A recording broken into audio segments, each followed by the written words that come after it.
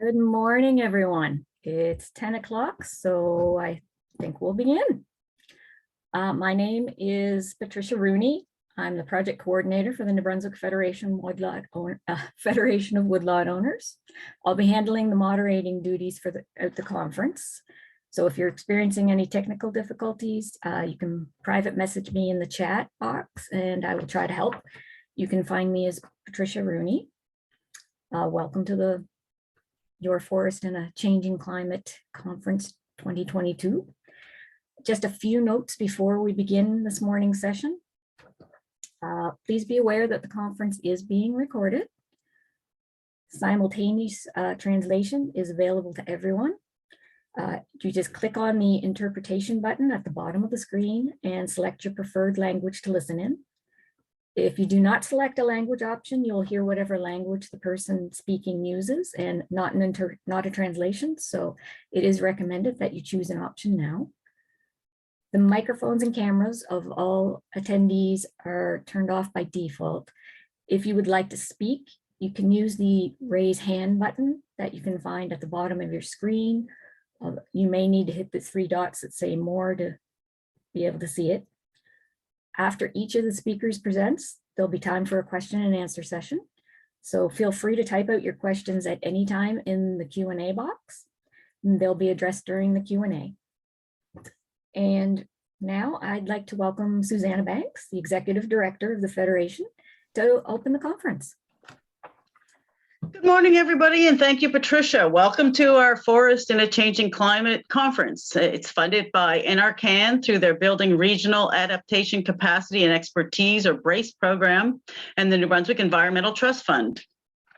The New Brunswick Federation of Woodlot Owners is pleased to be hosting this conference for woodlot owners and forest professionals. The New Brunswick Federation of Woodlot Owners, for those who don't know what we do, promotes the economic and social interests of New Brunswick private woodlot owners by representing their views with a united provincial voice. We coordinate educational and project opportunities on topics of interest to woodlot owners. We work collaboratively with marketing boards and other like-minded organizations to promote services to woodlot owners, and we act as a networking hub for all things woodlot related. We are becoming a member-based organization and will be actively seeking membership in the coming months to support our ongoing efforts to be the voice of private woodlot owners, for those of you that don't know that there's been a required change in our structure. As we start this conference, we would like to acknowledge that the land on which this project took place is the traditional unceded territory of the Wolastoqey and Mi'kmaq peoples. This territory is covered by the Treaties of Peace and Friendship, which were signed in 1725. The treaties did not deal with surrender of lands and resources, but in fact recognized Mi'kmaq and Wolastoqey title and established the rules for what was to be an ongoing relationship between nations. We are pleased to have so many of you joining us for this conference. We hope that you learn much over the course of the next 2 days that will help you make your forest better managed and more resilient to a changing climate. Now, it's my pleasure to introduce to you the keynote speaker, Dr. Louise Comeau.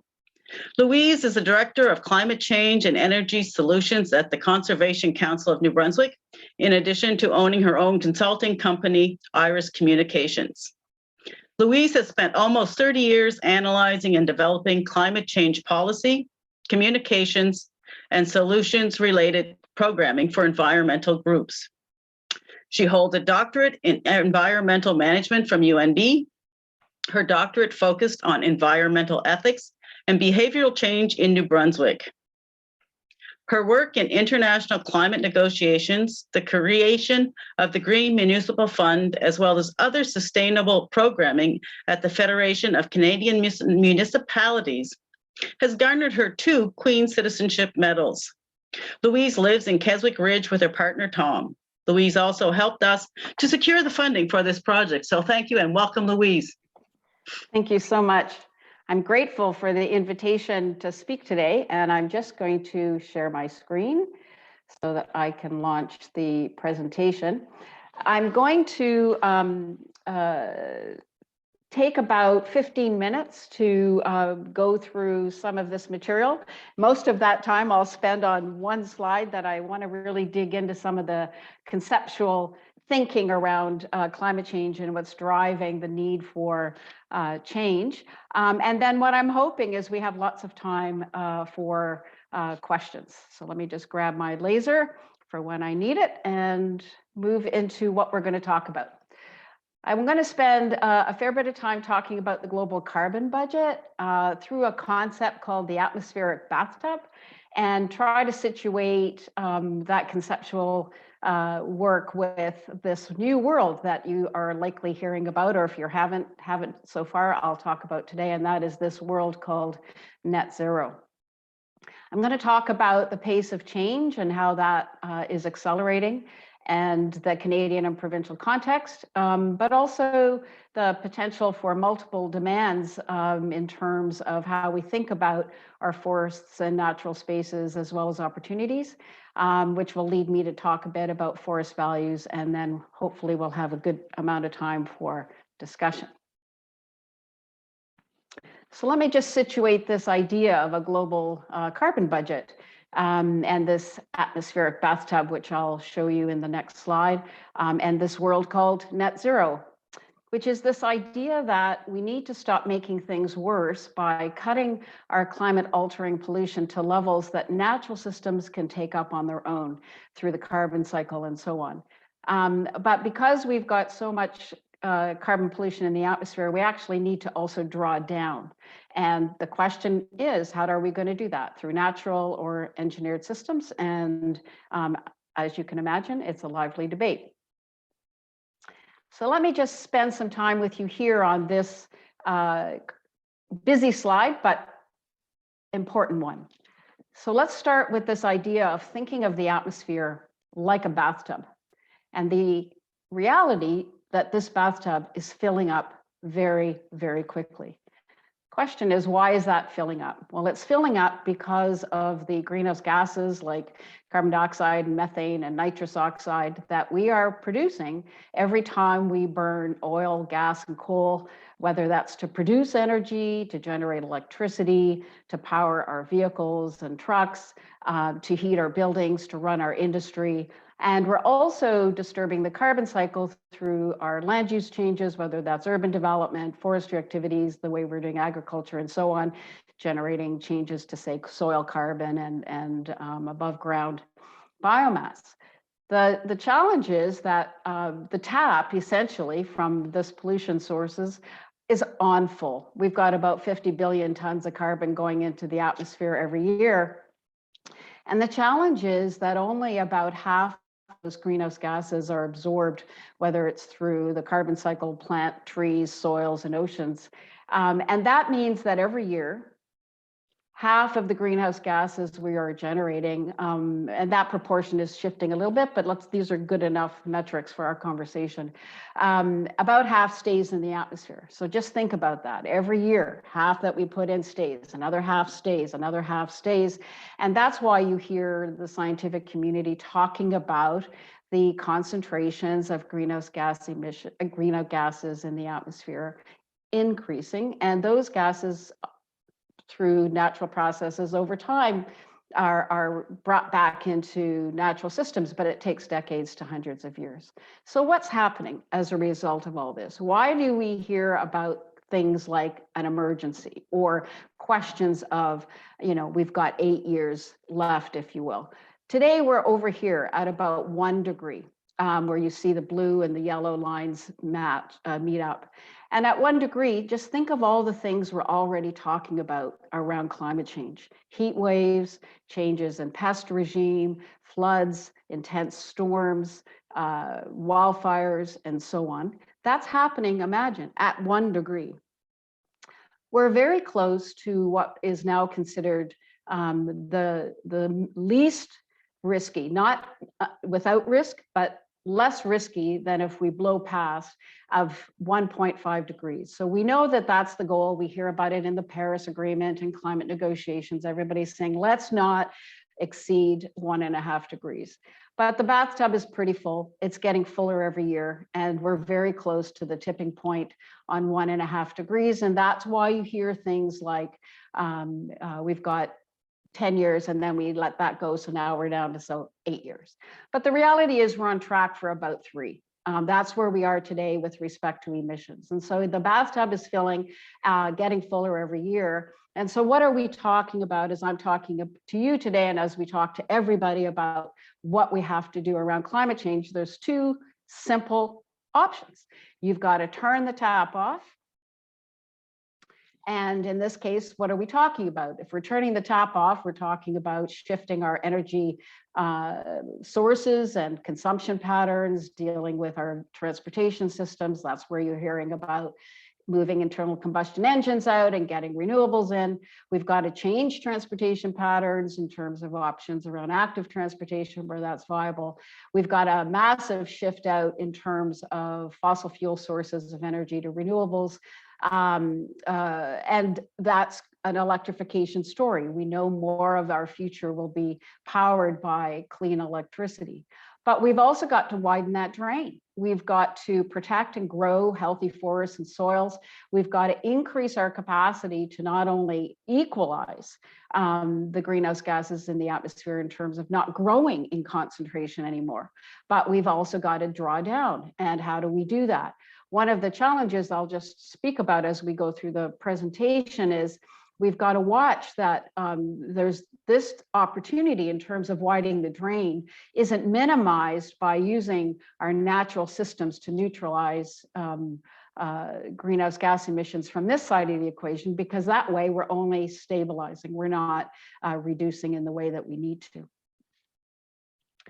So here's just a sense of, and let me just see if I can move this business out of my way here. Sorry, give me a sec.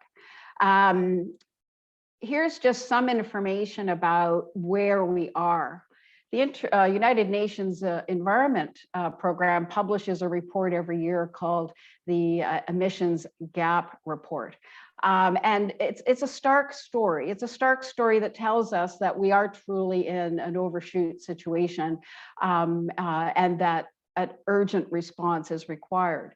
If you look at the story from a global carbon budget point of view, and you realize that the country's commitments under the Paris Agreement we have today only take 7.5% off the predicted greenhouse gas emissions for 2030. If you realize that, and you understand the math from an atmospheric carbon budget point of view, that to avoid 1.5 requires 55% global reductions by 2030, you realize that we're in a serious, serious situation. And what that means is that every ton matters, including New Brunswick's. No country, no company, no operator of any kind, no human.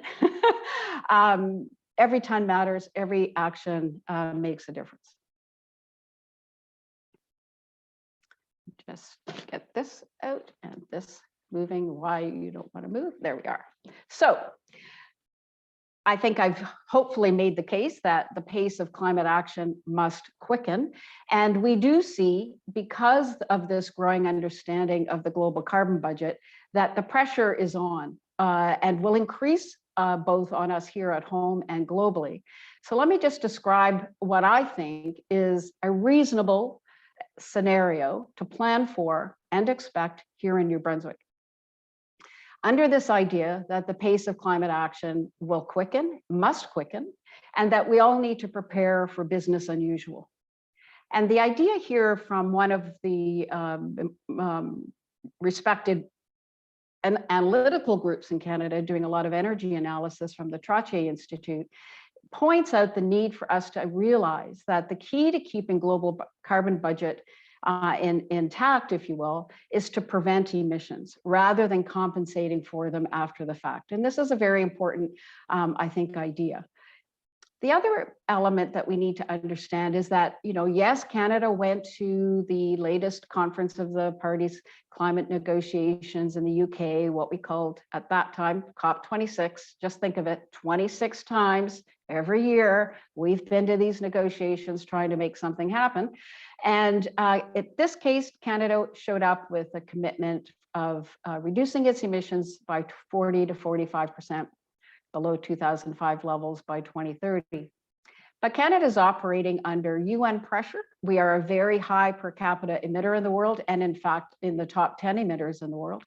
And through its own Climate Accountability Act, it is required both through the Paris Agreement and its own legislation to review its targets and increase them as required by the science.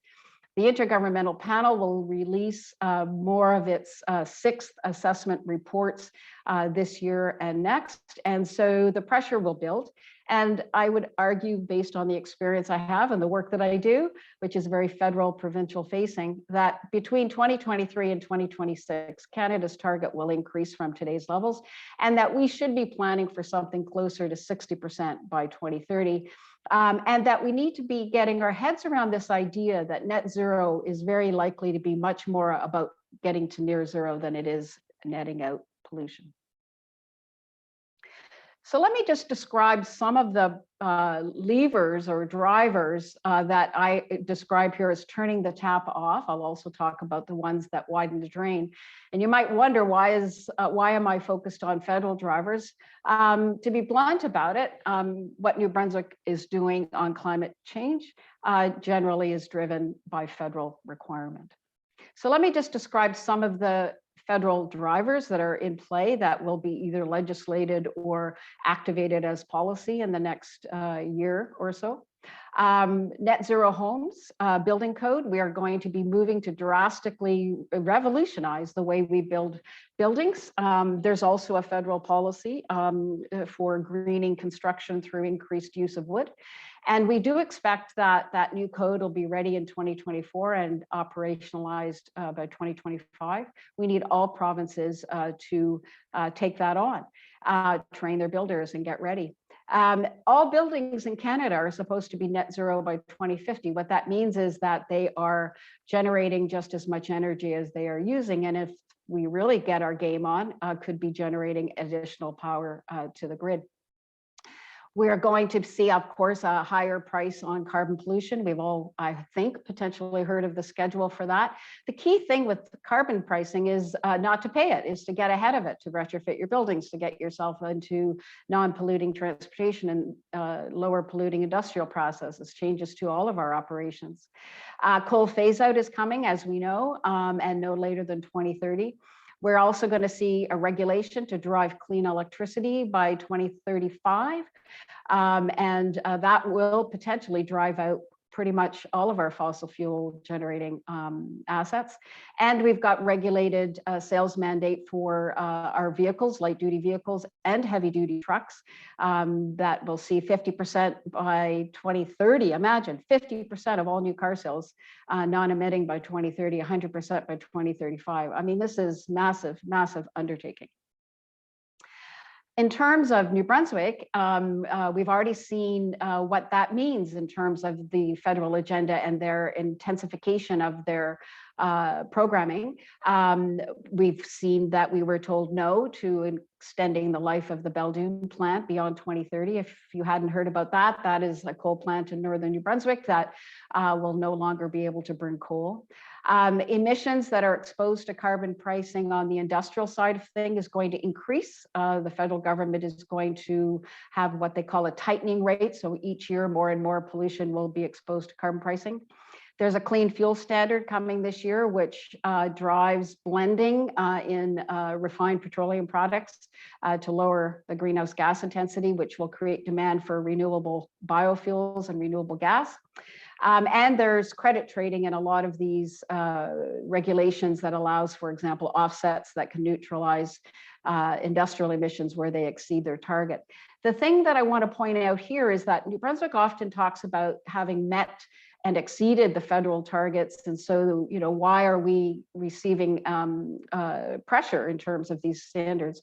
The regulations apply regardless of where we are in the target, because the world is decarbonizing and we've got to get on top of our game. So what's in the federal agenda that is also parallel to some degree in discussions in New Brunswick? And this list focuses on those that widen the drain. So nature-based solutions, conserving 25% of land and oceans by 2025, conserving 30% of land and oceans by 2030, 2 billion trees planted by 2030, which we know the Federation's participating in. Looking at natural infrastructure solutions to help us adapt to climate change in terms of riparian zones and wetlands and forest cover. establishing new national parks, establishing new urban parks. So all of these things, you could be looking at them in the context of helping to widen the drain. We've got two processes that I think are important, where I think the Federation and its members have an opportunity to contribute. New Brunswick is updating its own climate plan. It will be out in May, and it will be informed by federal pressures, but also our own agenda here. And we've had 2 weeks of legislative hearings, some very good presentations, but also a portal is open. It's not the best consultation. It's not the best way to engage New Brunswickers, but it's what we've got. And so I'd really encourage you, if you have 2 or 3 priorities you'd like to see the province think about in its update, please do make a submission. The federal government is also updating its climate plan. That will be out in March, April, and it will show some very important dynamics, I think. One of them, of course, is the shift from fossil to a bio and electricity driven economy. The other is, of course, Indigenous reconciliation and the nature protection agenda, all of which start to position us as well when you look at the changes on the energy side for this question of turning the taps off and widening the drain. So let's get down to some of the options in this very busy opportunity, very busy and important work of learning to live within the global carbon budget to avoid, let's be blunt, a real risk to our children and grandchildren in the future. And so these are some of the things that are in play, and I'd really like, if we could, in the questions, to talk about these a bit more. So the first one that's on the table is active discussions of burning wood pellets at the Belledune plant. Lots and lots of work being done right now to figure out what that means, what the implications are, what the efficiencies are. It's very different efficiencies, very low efficiencies if you burn pellets at a plant generating electricity compared to in district energy or heating systems for buildings. There's opportunities on biofuels, renewable gas for blending and for our own use. There's this opportunity around increased wood content and construction. There's other wood products, non-timber forest products, of course. And then the question is, how do we prioritize? Where do we make decisions? What values drive what each of our contributions are going to be? How do we actually think about this in terms of overall opportunity? So 3 that just come to mind for sure. Are we contributing through carbon offsets that neutralize industrial emissions? Are we contributing through conservation for carbon sequestration? Are we contributing through conservation for nature's sake, for biodiversity? There's a big difference between a focus on carbon sequestration, which could in fact undermine biodiversity if we take particular approaches to it. So all of these factors are in play and competing, if you will, in terms of our thinking about it. And that's why I think this project under the RACE program is so important. And if you haven't had a chance to see some of the materials that have been produced, including these videos, I really recommend that you do take a look at them. I got to say, part 3 and the third one in that series is my favorite. And so I wanted to finish with this last couple of slides with some words of wisdom from Anne McKnight and Gareth Davies. These quotes come out of this third video in part 3, and I just kind of read them to you because they're very, very important to get our heads in the game here. Interesting times are coming. It is not your grandfather's forest. The forest that we thought we were managing for is a different forest in a climate-induced world. Managing your woodlot in the way that we used to manage it isn't necessarily going to bring the best return at this point. It's going to require a lot of change, not only in mindset, but not only of landowners, but also of personnel who make criteria and promote thinning criteria. I mean, I think probably one of the most brilliant things said around this issue is, how do we change our mindsets? How do we do it in a very short period of time? What if we actually lived as if the next decade is the turnaround decade? What is our moral and lived experience contribution to all of that? It's a matter of shifting your strategy toward climate change adaptation versus maximizing softwood timber supply. How do we support each other in thinking that way? How do we do that? So here's just how I'd like to maybe wrap up on this, that all values can be respected in managing woodlots in ways that both turn off the tap and widen the drain. As long as we're thinking about it, where am I playing on this side of the equation? Am I trying to help with both sides of the equation? So that we need to keep in view this important critical need to stabilize and then drastically lower the levels of greenhouse gases in the atmospheric bathtub while considering our management options. We've got lots of ways to participate. We can participate through nature protection, biodiversity, protecting natural systems for their own sake. We can also participate, and none of these are exclusive of each other, through resource management for climate resiliency. And we can participate as responsible suppliers to the bioeconomy. So lots of opportunity. And why don't I end it there and just say that I'm grateful for the invitation and to talk to you, and I wish you luck over the next couple of days. And if you ever want to talk more about climate change, get in touch. It's my favorite topic. Thank you. That was great, Louise. Thank you so much. That was a great way to kick this off. You hit a lot of key points. So, you know, the good, the bad, and the major opportunities, which I really liked. And the bathtub analogy was fabulous. An excellent way to put a very complex situation into a very easy to understand illustration. So thank you for that. That was wonderful. And now I guess we're open for questions. If anybody, I don't see anything in the Q&A, but if people have questions, Patricia, are you able to unmute people if they have questions? I believe so, as long as they raise their hand. Though I did get a message that perhaps that may not be an option. We have a comment from Phyllis that it was an excellent presentation, which it truly was. I can say, just while people are thinking through questions, that bathtub analogy is along with some other what we call conceptual metaphors. We've created a portal on the Conservation Council website, and I'll get the link and put it in the chat for you. There's a lot of material there, as well as a series of videos that we've created called For the Love of. I've got 2 new ones coming out, and they really are designed to help us get into this thinking about climate change through the things that we care about.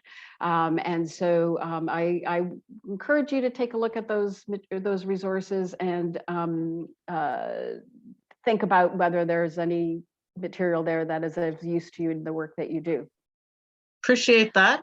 We now have a question in the chat, and which asks, doesn't increasing the use of biofuels threaten nature-based solutions? Well, it depends on how we do it. I obviously have a lot of concerns about thinking all of this through, being very honest with ourselves about life cycle assessment. You know, we can generate biofuels if we're also thinking about the ecological dynamics and being very honest about our calculations. Generally, what I find is, because it's not me, it's the fact of how our minds work, right?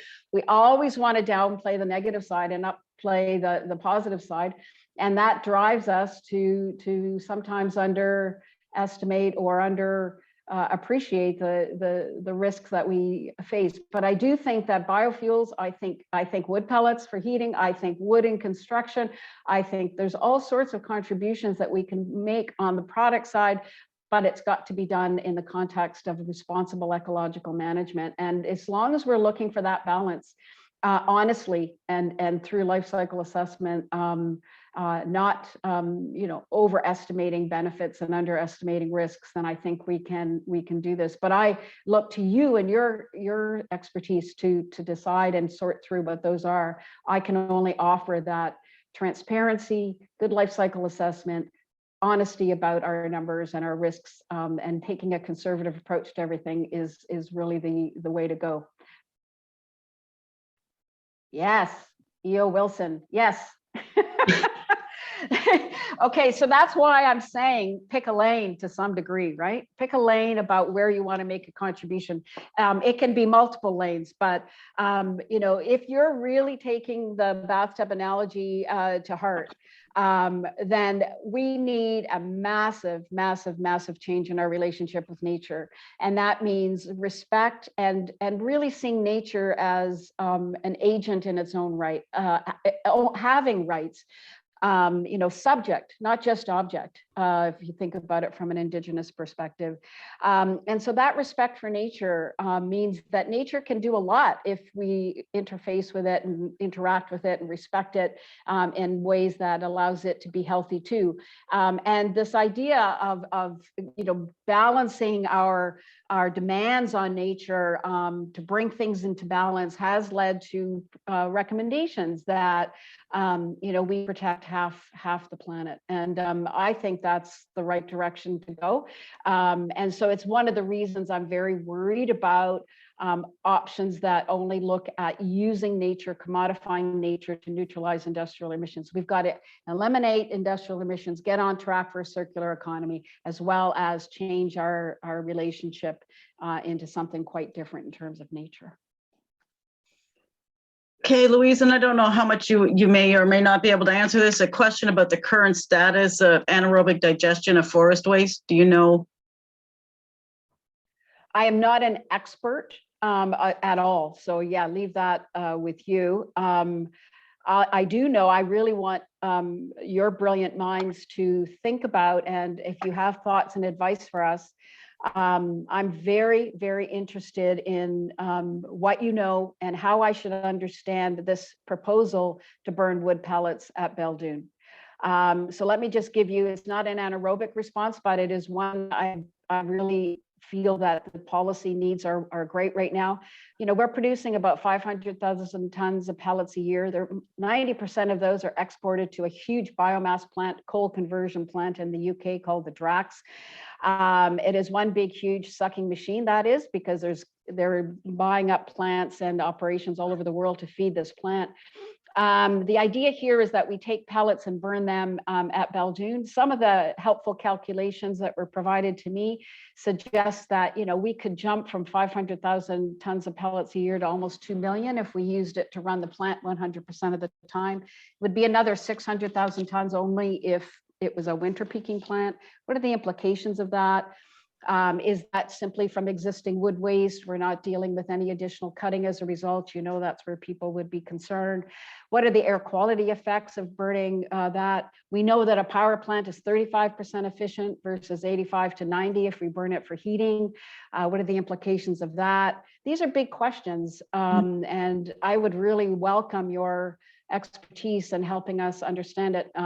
As a policy person, I don't like to just jump and make an opinion quickly. I like to think thoughtfully, and when we come to a decision about what we're going to say about all of this, I want it to be well informed. So those are big issues. On the anaerobic side, I have been told by people who know a little bit that let's not burn pellets at Belledune. Let's gasify. Let's convert the plant to gasification. That would then generate anaerobic renewable energy gas for that purpose. I've seen some technology when I was at FCM that did that. I was very excited about it. Is that an option here? Would that allow us to use green hydrogen in the future if we can generate that at the plant? These are huge questions, and the province has no plan. It just is reacting to a panic situation about coal phase out. We need an electrification plan, I think, for the province. I also think we need a forest management resource plan, or this idea of how we participate on the widening the drain part. Where's our strategy for that? What's our plan? How do these different demands trade off and on each other, complement each other, create competition? How does all that work together? We need to have thoughtful minds come together on that. Huge questions. So we have some couple of other comments in the question and answer. One was from Tom saying that, forest owners are always interested in whether or not they can receive financial compensation for not cutting. In other words, payments to woodlot owners for storing carbon on the stumps. So I don't know if you have a comment or response to that, Louise. I think we can fully expect that.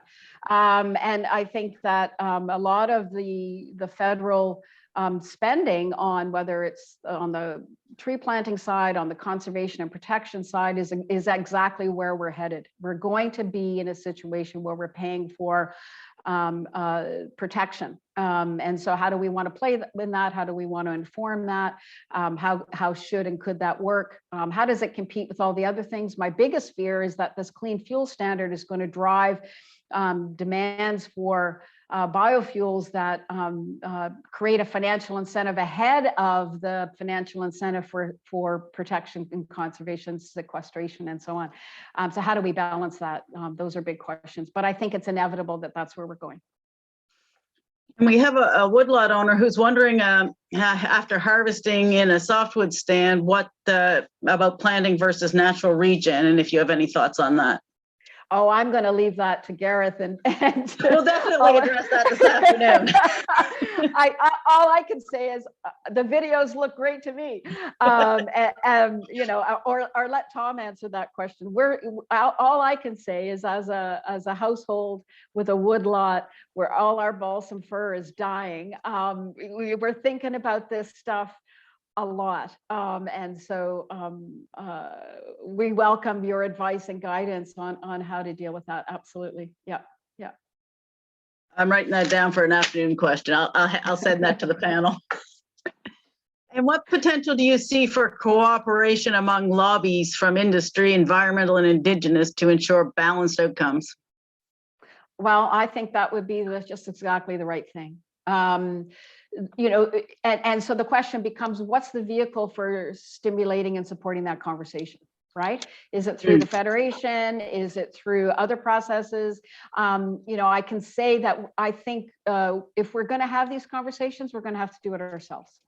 I don't see government being really interested in facilitating these conversations and helping people come to consensus, or let's not even say that, because we know we can't always come to consensus, right? Sometimes you just got to have a conversation. We've got to agree to disagree, pull the plug, make a decision, and let's get behind some things. But I do think there's a lot more common ground than we think, and that we need to open the door for all pathways. That's kind of what I hope, if you've taken anything away from the presentation. All pathways are needed. All pathways are important. How do we come together to respect those? All right, excellent. People are asking if they get a copy of the bathtub slide, but I think you said it was on the Conservation Council website. It is, and what I'll do is PDF the presentation, and I'll send that to Patricia. She has that as well if you're uploading anything to your site, and I'll include the link to everything. Yeah. Yes, and actually the whole conference it's being recorded. It will make its way to our website eventually.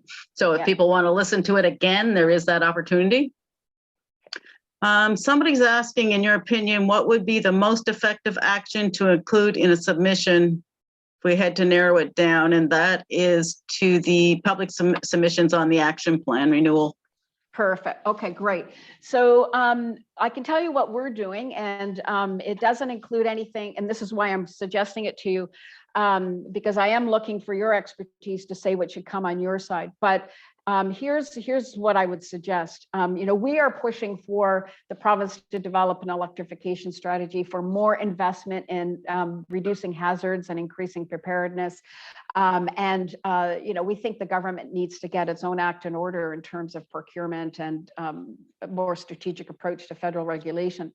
What I'm thinking on this side of the agenda, the widening the drain side of the agenda, is that we do have to lay claim to all the pathways. You know, what I'm worried about right now, and you know, this may be an area where you disagree with my perspective, but you know, right now I feel we are undermining the potential contribution of the agriculture and forestry sectors by treating them only as offsets to industrial emissions. And you know, to truly respect these sectors, and this is where you may disagree, I actually think we should regulate them. We should regulate these sectors like we regulate every other sector, right? And that then opens up, I think, the range of compliance options. If you're regulated, then they're taking you seriously. The money is flowing to the regulated sectors. That, you know, what they're supposing us right now is, oh, well, you know, you can play in offsets, and everybody thinks this net zero story. And I can tell you very plainly that depending on your perspective on it, if you're a person who's after really dealing with the bathtub, or maybe you're a person or organization or institution, not to make that personal, but a decision maker, you know, that's trying to limit the reality of it to some degree, you're often thinking that net is the big part of the equation. It's not zero, right? And so that's the fight we're in, if you will, in terms of defining this thing. Is it all net? Some people think it is, and they're thinking, well, we've just got lots of carbon offsets here in New Brunswick. You know, we'll just have an accounting process. We're not going to have a revolutionary decarbonization process. I actually think it's not going to happen that way. We can't possibly get there from here and avoid 1.5, let alone 3 degrees if we do it that way. So that means we need everybody having a role to play. That means that every sector should be regulated. That opens the taps, and that should give you an avenue for compliance along conservation and protection, along whether you want to play it to contribute to that offset side of it to some degree, whether you want to contribute through provision of bioeconomy products. So that's kind of how I see the role being so important and so diminished. And so at this point, I would say, if you're going to make a submission that claims your place in terms of the role that can be played along those 3 dimensions. And you may have many more ways to describe that, but those are the way, you know, my simplified thinking is to make your claim about how you want to participate. Interesting. I will have to talk to you more on that. And somebody wants to know, what technology exists for the elimination of black carbon emissions from burning wood pellets at large scale? Yeah, so again, I'll look to expertise. So this is why I was asking about the air quality implications of burning pellet Beldoon. You may not know, but the World Health Organization just put out new guidelines for air quality, and the particulate matter, which is those tiny, tiny particles that embed deep in our lungs and cause all sorts of health issues. The standard for that is half New Brunswick's current standard, so 5 micrograms over a course of a year from 10. I have a slide that shows that you know, Beldoon exceeded that standard, that World Health Organization standard. So the question is, you know, we do have you know, flue gas desulfurization technologies and other technologies at Beldoon to scrub particulate and other pollution. Are we actually in a state where that technology is sufficient to not undermine air quality in the region? The other issue that I'm worried about is truck traffic. I understand from the conversion of the coal plants in Port Hawkesbury and Atikokan that, you know, we're talking 20 to 50 trucks a day coming into those areas. What are the air quality effects of that, and the dust and the air and the noise and all those kinds of things? So I don't know the answer in terms of can we. I can tell you, though, we better be monitoring it, and we better have some very good analytics about the options and their air quality effects before we pull the plug on a decision. Yes, excuse me. We have a woodlot owner who's saying that, you know, if people, you know, want me to take leave my trees on the stump or take greater pains for a more expensive harvest that leaves I assume leaves cover, then shouldn't the government compensate for that? Yes. So that's what I'm saying. I think that that's inevitably where we're going. And I think that's part of this idea of regulated, right? If we're really driving, whether it's through policy or regulation, changes in our practices, yes, we need support to do that. Just like you're being given support today, you may not agree that it's enough, and I'll leave you to decide all that. But you know, you are being compensated today for certain kinds of silviculture, which, you know, from the expertise within your own network and the wonderful videos that you have clearly say that that is not the silviculture practice for tomorrow. And so the financial incentives have to shift in order to guide toward different practices. Absolutely, you should be compensated. And what forms that take, I think, is up for us to all become involved in that discussion and debate. And as a bit of good news for those who probably aren't aware, we have gotten increased funding through the silviculture program for operating plans. So that's great. That will be a great move towards doing that kind of harvest that he's referring to. So that's great, and we thank the province for that. And I don't see any more questions, I don't think, at the moment, unless I've missed something. Oh, there's yes. one. One more. Okay. Well, so here I'm with you on the can we buy an affordable electric truck? So, you can imagine that if we're transitioning to essentially, 50% of all new sales and so on, the prices of these vehicles, that we're seeing today, which terrify all of us with good reason, are not going to be the prices we deal with tomorrow. So yes, we need incentives to get into those vehicles today, and we have them certainly on the personal vehicle side. We need them on the heavy duty vehicle side, as we transition the market into these vehicles being the same price that we would spend on a vehicle today. So absolutely, that transition is going to require those kinds of supports, and that's where the carbon pricing revenue should be going. Just in case you don't know, right? The province will be required to increase its carbon pricing in line with federal standards. That's a lot of money. We're talking potentially rising to 500 million and more. And they're scooping a lot of it into general revenue, into excise tax, corporate tax cuts, income tax cuts. We're calling for a portion of all the new revenue to go into these investments. That's where this money should be going, for compensating these kinds of changes, so that we can all make the transition. Carbon pricing money is not something to get dependent on. It's something to finance the transition. We had another question from someone asking, do you think carbon credits are a plausible solution in New Brunswick for compensating woodlot owners to protect their trees? So it depends what happens with the carbon credits, right? So if you get the idea, right, if we've got, industrial emissions on the one side, and we're using carbon credits from the bio side, if you will, to neutralize those, then the bathtub level isn't going down. And you can see then that's the challenge that we face. So the decision is, we've got to we got to stop digging the hole. We got to stop the bathtub level from increasing, which means a lot of turning the tap off, not just widening the drain to neutralize those emissions. We got to turn everything up, increase the drain absorbing activities, and reduce the tap generating activities.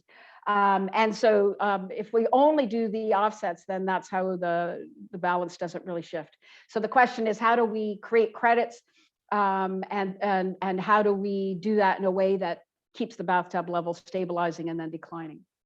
And I think one of the ways to do that is through regulation, and to allow credits for only exceeding like deeper reductions. Right now, you're allowed to use offsets for pretty minor requirements for reductions on the industrial side. And I think that we haven't squeezed hardly any of the real potential out of that system yet. And so we should be using offsets when we're really getting down there. So yeah, it's a choice for sure. And we need those incentive signals to also equally compensate you for the other kinds of activities that increase the absorptive capacity of the planet.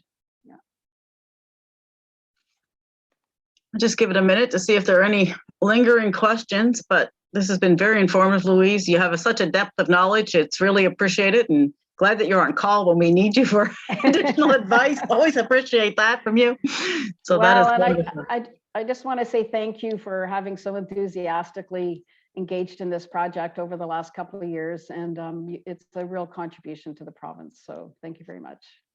Well, thank you very much. Okay. Patricia, I'll turn this back over to you. Okay. So thank you very, very much, Louise. That was a fantastic talk, as always, from you.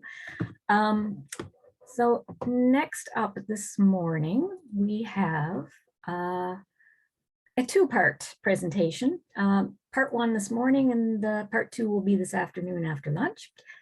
So we have Courtney Peterson from the Adaptive Silviculture for Climate Change project. Courtney's just getting set up here. So Courtney is a research associate with the Forest and Rangeland Stewardship Department at the Colorado State University at Fort Collins in Colorado.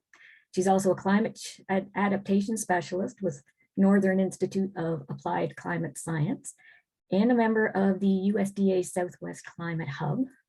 She supports partners through assistance in client science communication and adaptation planning, resources and training. One of Courtney's major roles is to serve as the adaptive silviculture for climate change coordinator, where she focuses on disseminating the ASCC project findings and translating them out into outreach and training opportunities with land managers and scientists working to manage forests for climate change adaptation. She has a Bachelor of Science in Natural Resource Recreation and Tourism with a concentration on environmental communication and a master's in Human Dimensions of Natural Resources, both from the Colorado State University. So welcome, Courtney. I'll let you take over. Thank you very much, Patricia, and thanks for having me this morning. I really appreciate all of your time, and I'm honored to follow Louise and her fantastic presentation this morning. See if I can get my slides up. Hopefully they look okay. All right. So I'm here to talk to you about our Adaptive Silviculture for Climate Change Network. And as Patricia said, this really is a two-part presentation. So I'll be talking about an overview of our network and really how we're considering different adaptation options when we're thinking about climate change adaptation. And then after lunch, my colleagues Jeff Farah and Mike Hopedean are going to dive into details about one of our adaptive silviculture for climate change sites on the Petawawa Research Forest in Chalk River, Ontario.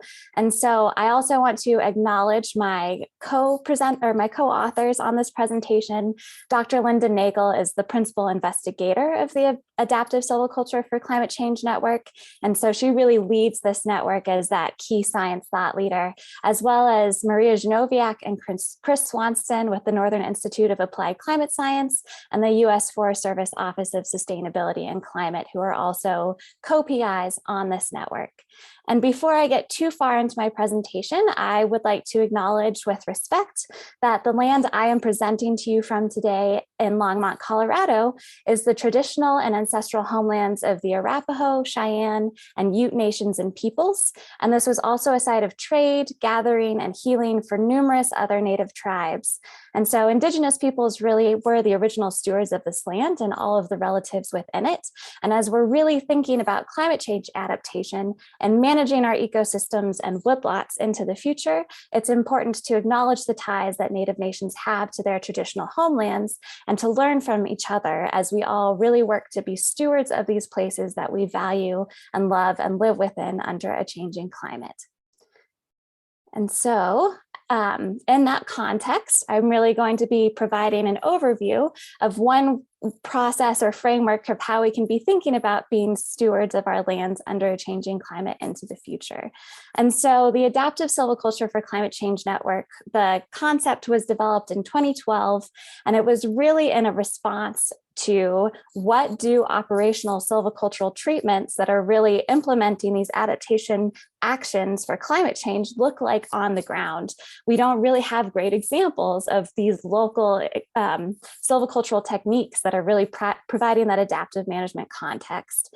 And so the goals of the ASK network, as I call it, are to really introduce managers to tools and approaches to integrating climate change into silvicultural decision-making that still meets our management goals and objectives, as well as to produce these co-developed, robust operational examples of how to integrate climate change adaptation into silvicultural planning and on-the-ground actions to really foster resilience to the impacts of climate change and enable adaptation to uncertain future conditions. And so as Patricia said in my introduction, I'm also a climate adaptation specialist with the Northern Institute of Applied Climate Science, and they are some of the key eyes on this project as well. And so NIACC is a multi-institutional collaborative that's chartered by the US Forest Service, different universities, nonprofit, and tribal conservation organizations. And the key thing that we do is really develop synthesis products, foster communication, and provide that technical assistance in climate change adaptation and carbon management. And NIACC has created this climate change response framework that really provides the broad overview and concepts behind what we're implementing with the Adaptive Silviculture for Climate Change Network. And so really taking some key concepts and tools and processes and integrating them into how we're developing these silvicultural experiments that are a part of the ASK trials.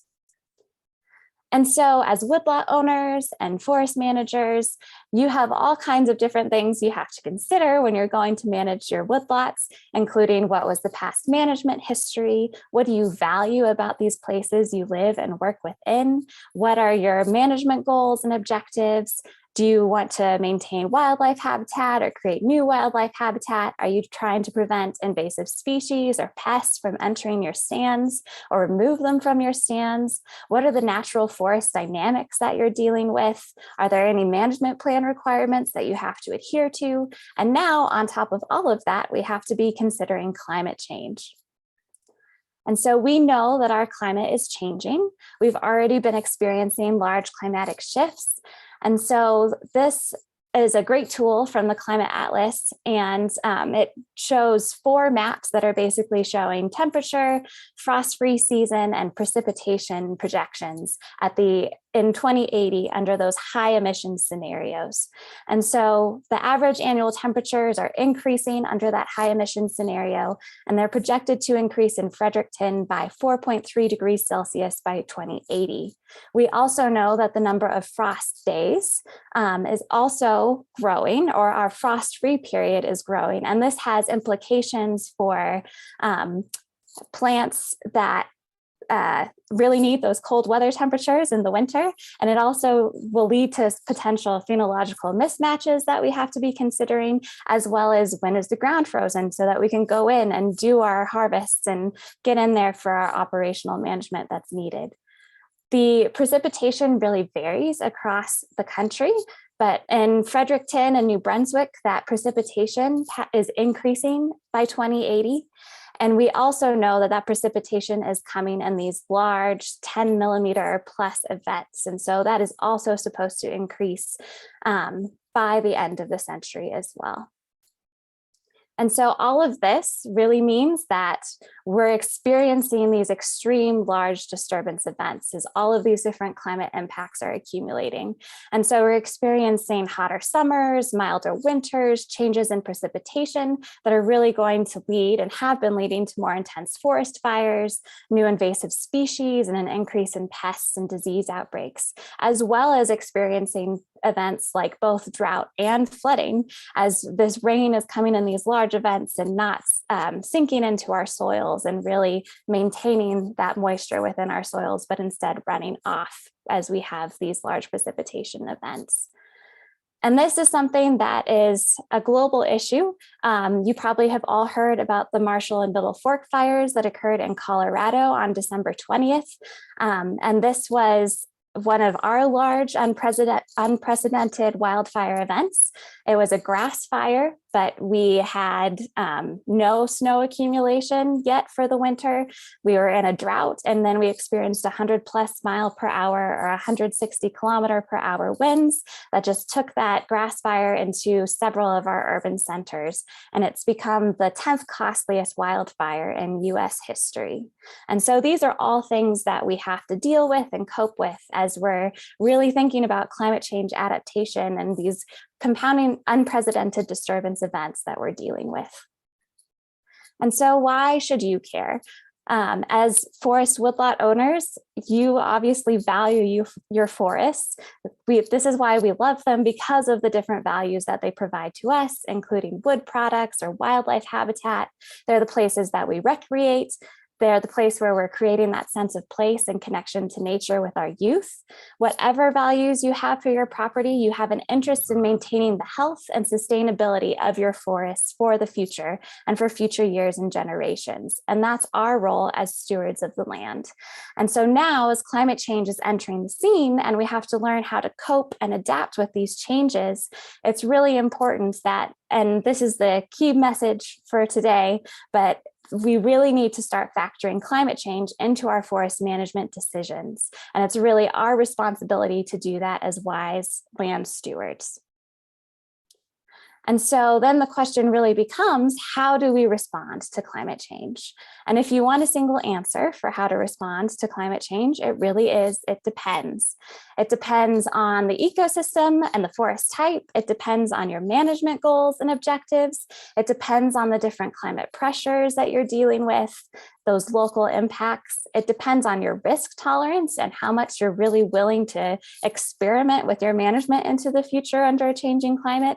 And it depends on your capacity to be able to implement some of these different adaptation actions. And so, as Louise covered in her presentation, when we respond to climate change, we can choose adaptation and we can also choose mitigation. And so when I'm thinking about adaptation, I'm really defining this as actions to reduce the vulnerability of systems to climate change effects, whereas mitigation are actions that reduce greenhouse gas emissions and enhance those carbon sinks. So really thinking again about the turning on the tap and widening the drain. And so, as Louise covered with mitigation, we're really thinking about what are new technologies and renewable energy and changing our consumer behaviors and changing our management practices to do both, to turn off the tap and widen the drain. But for this presentation, what I'm really going to focus on is adaptation. So again, we define this as the adjustment of systems in response to climate change. And these can be ecosystem-based activities that really build on the sustainable management practices that we've always implemented, as well as conservation and restoration practices. But what it all boils down to is, what do you value about your woodlots or the lands that you're managing? And how much risk are you willing to tolerate under a changing climate? And so when we're thinking about adaptive management or management in general, we always have our current condition and we have a desired future condition that we're trying to achieve. And so we have an idea in our head of what we want that desired future condition to look like. And we have a picture of what that will be in 50 or 100 years into the future based on our different management values and our management goals. And so this represents that business as usual, if we're continuing practicing forest management, is the way that we have in the past. However, we don't fully understand the impacts of a changing climate and what that's going to have on the stand development of our forests. And so it presents new challenges because it pulls that desired future condition in an uncertain trajectory. And so we really have to figure out what different management actions do we have to implement to really be able to still create that desired future condition we want to achieve under these changing climate change conditions. And so the big question we're really trying to answer through the Adaptive Silviculture for Climate Change Network are, what actions can be taken to enhance the ability of a system to cope with change and still meet our management goals and objectives? And how can we as woodlot owners and managers and practitioners and scientists really develop plans for those actions in a systematic, organized way despite the uncertain climate change futures? And so when we began the Ask Network, we really, and the NIACC's climate change response framework, we heard a bunch of different challenges to implementation, but they all ultimately boil down to these 4 key challenges, including things like climate change is too big and too complex. How can I as an individual really combat this global change that's occurring? Climate information is not relevant enough. And so we have these great vulnerability assessments, but what does it mean for my forest and my woodlot property? One size fits all answers are insufficient. So again, we can't implement one adaptation strategy in one location and expect that it's going to be the right adaptation action at a different location. And then finally, there are not enough real world examples. And so how do we really start providing these demonstrations of what effective adaptation actions can look like on the ground? And so really the climate change response framework and the adaptive silviculture for climate change network are trying to address these 4 key challenges in the examples that we're providing through these adaptive silvicultural experiments. And so we have sites throughout the US and 2 sites in Canada, which is really exciting. And the stars represent where we have some of our key thought leaders in the network. And so these are some of the lead PIs who really helped put together the concepts behind how do we take these broad adaptation ideas and actions and tailor them down to the on-the-ground implementation tactics. And then the little pins and circles represent where we have different sites located as a part of the network.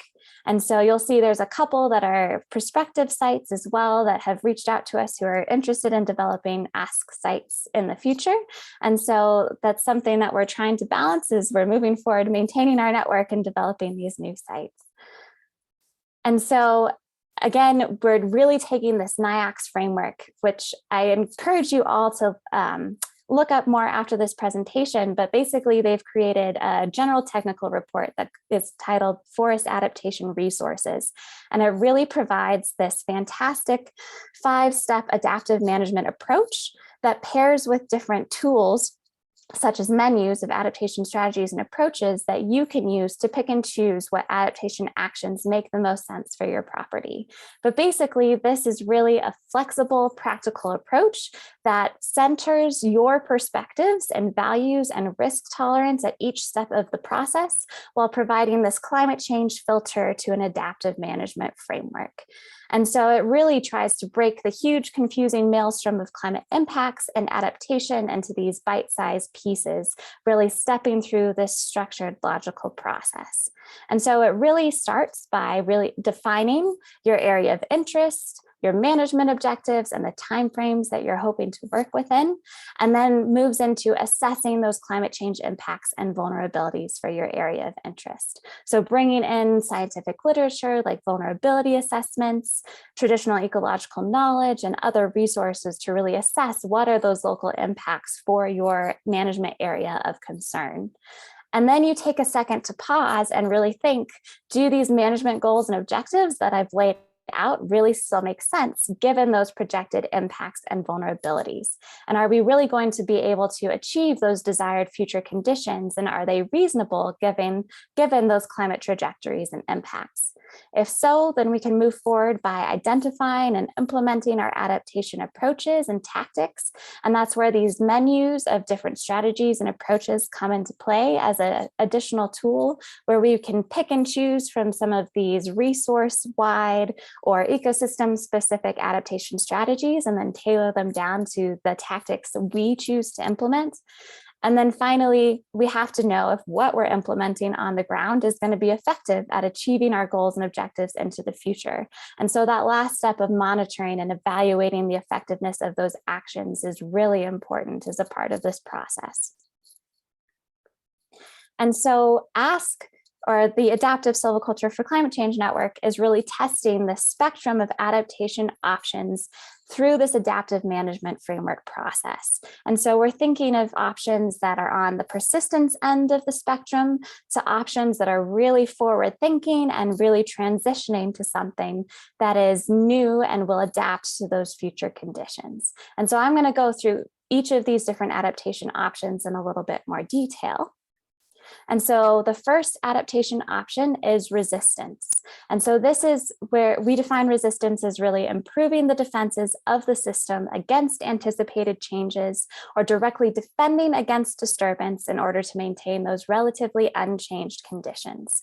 And so this is really our homeland security adaptation option. We really want to protect and maintain those things that are of high value to us within our woodlots and within our forests and make sure that they can be sustained into the future under a changing climate.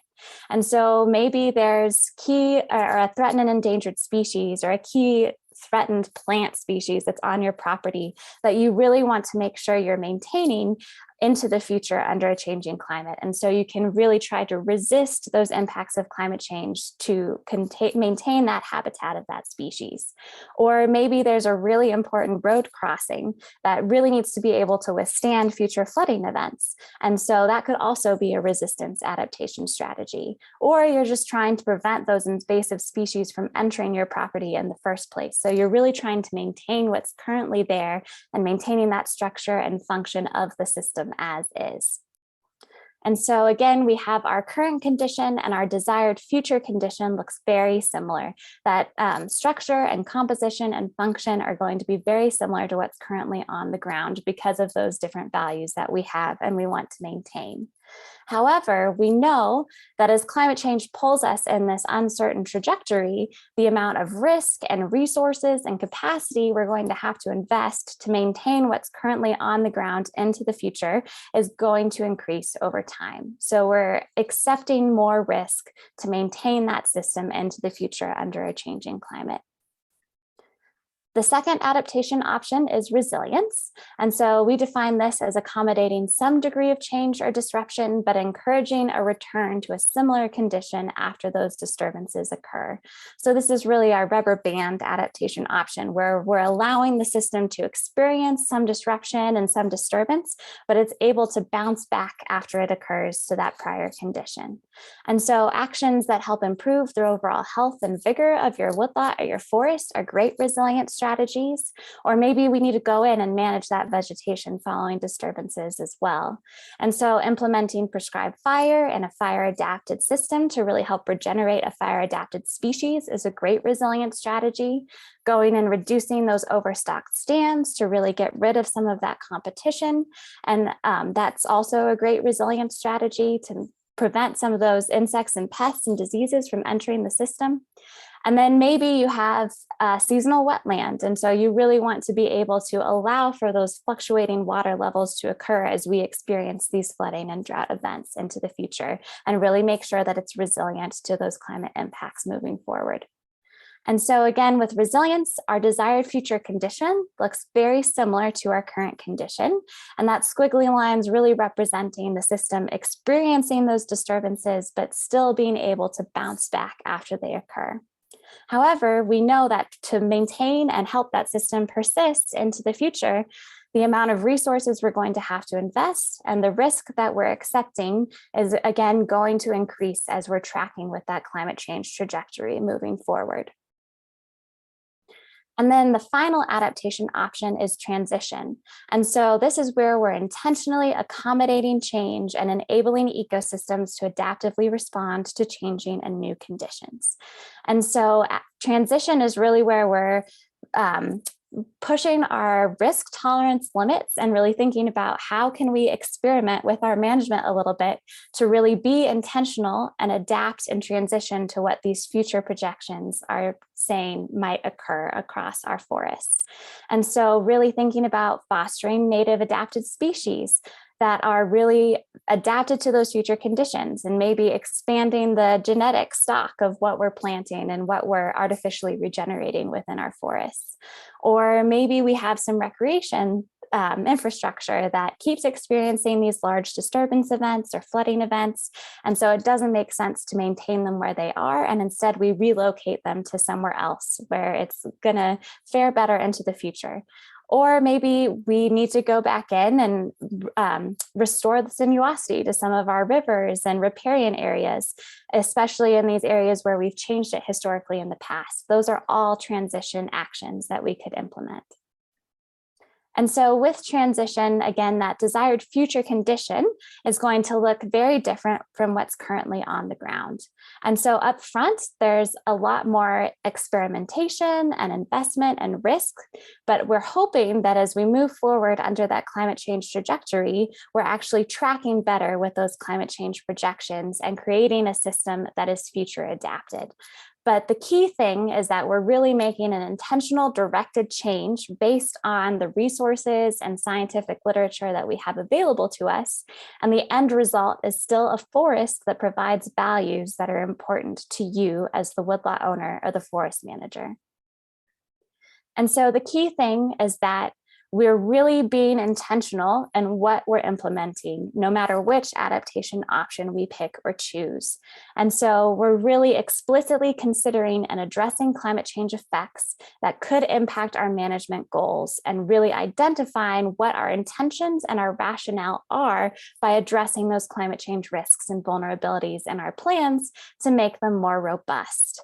And so sure, we could continue doing what we've always done, and we might get lucky, and maybe some of those actions really are resilient to climate change adaptation, which is great.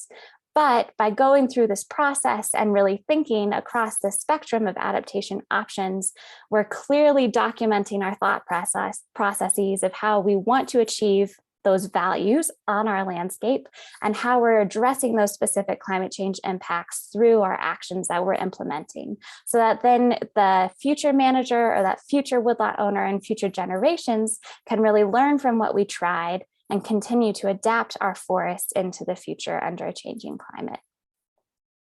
And so really, to keep your woods healthy for tomorrow, the actions that you take today can help your forest be resilient, healthy, and productive in the face of future climate changes.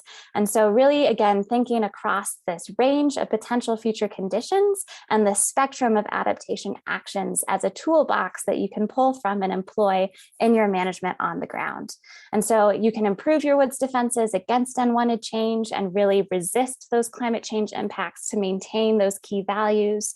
You can promote diversity in your woods and reduce those forest stressors to really improve the resilience of your system to those disturbances.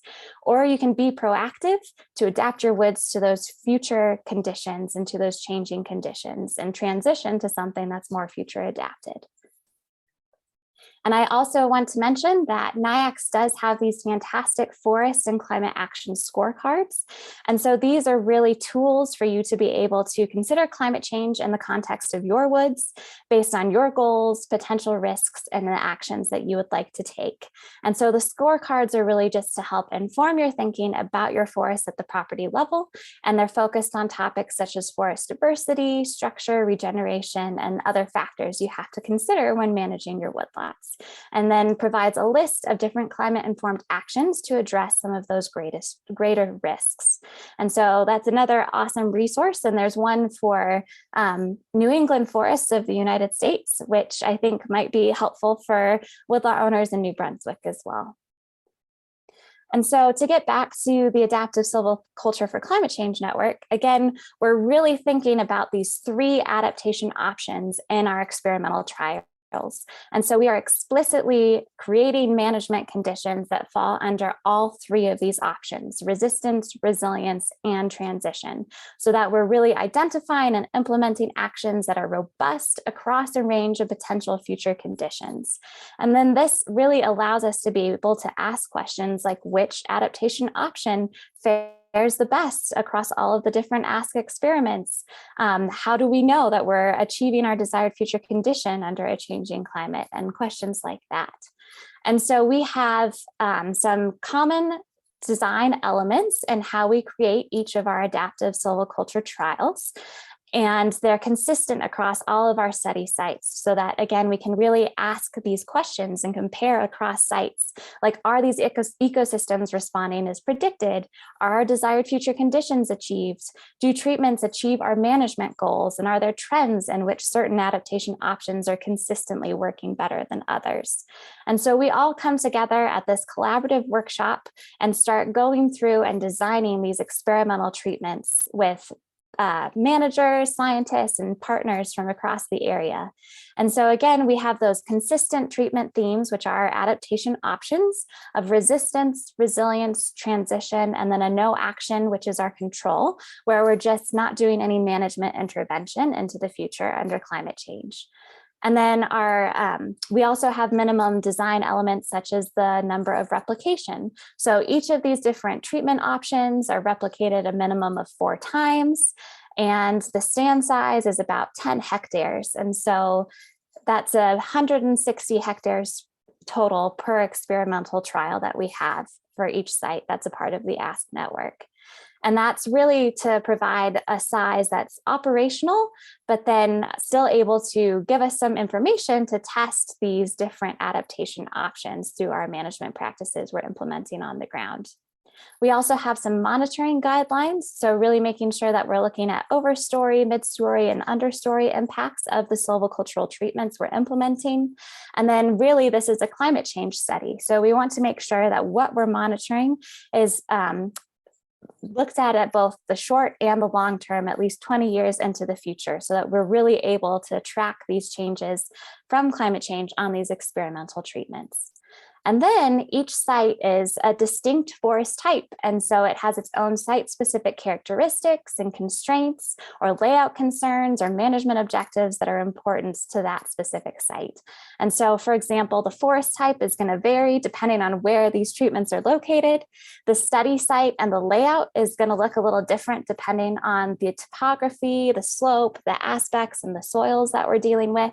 We're trying to make sure that the treatments are replicated across as homogeneous an area as possible, but we still have to take into consideration some of those local site factors and conditions. And then the management objectives are going to be specific to each forest. And so what they want to achieve for resistance, resilience, and transition is going to be slightly different depending on the values of that forest. And then ultimately those adaptation actions that are implemented will vary to achieve those different objectives and those climate change impacts as well.